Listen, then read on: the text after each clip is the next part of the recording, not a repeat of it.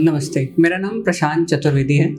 मैं basically Prayagraj UP से का रहने वाला हूँ। कुछ समय पहले ही मुझे जुलाई लास्ट वीक तक कुछ बॉडी में सिम्टम्स दिखाई दिए, जैसे कि मेरे राइट चेस्ट के नीचे मुझे एक चुभन टाइप की पेन होती थी।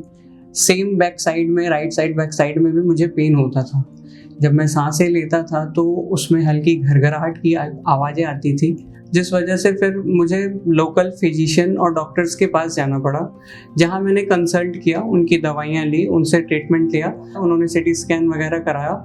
सीटी स्कैन में बताया गया कि मेरे राइट साइड चेस्ट में इन्फेक्शन है और पानी है जो कि फ्लूइड के फॉर्म में कन्वर्ट होने लगा है। यहाँ मेदांता के बारे में पता चला कि गुड़गांव में एक बढ़िया हॉस्पिटल है। हमने नेक्स्ट डे ही डिसाइड किया कि अब हम वहाँ से बनारस से डायरेक्ट आ गए गुड़गांव में, और यहाँ पे हम लोगों ने डॉक्टर बिलाल सर के साथ अपना कंसल्ट रखा, उनके साथ कंसर्न किया, उनसे बातें की। बिलाल सर के साथ हमारी जो मीटिंग रही वो काफ़ी पॉजिटिव वे में रही। उन्होंने हमें काफ़ी हेल्प किया इन चीज़ों को लेके। उन्होंने बताया there is nothing to worry about it, it's just a normal procedure, कि एक नॉर्मल सी सर्जरी होनी है। मिस्टर प्रशांत हमारे पास एम्पायमा की प्रॉब्लम लेके आए थे।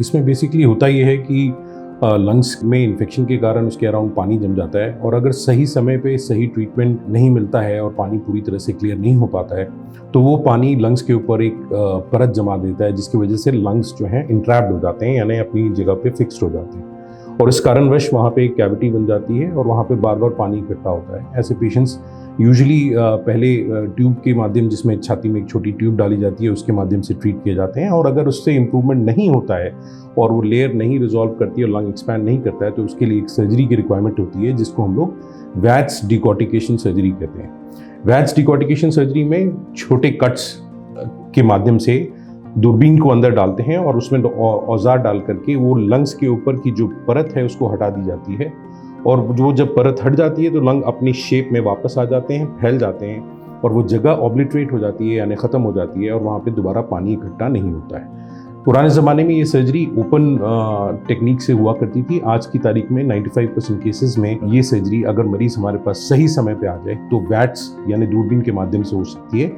और यही सर्जरी हमने मिस्टर प्रशांत की। By God's grace he is doing very well now, and very soon I expect कि वो अपनी नॉर्मल लाइफ में वापस चले जाएंगे। एक वीक के बाद आज मैं पोस्ट कंसल्टेंट के लिए आया हूँ। अब मैं एकदम बिल्कुल हेल्दी हूँ, फिट हूँ, फाइन हूँ और नॉर्मल लाइफ जी रहा हूँ। इसके लिए डॉक्टर बिलाल सर और उनकी टीम को बहुत बहुत धन्यवाद। और अगर आप लोग भी कभी चेस्ट सर्जरी के लिए प्लान कर रहे हैं तो मेरी एडवाइस हमेशा आपके लिए ये रहेगी कि Medanta is the best for your surgery.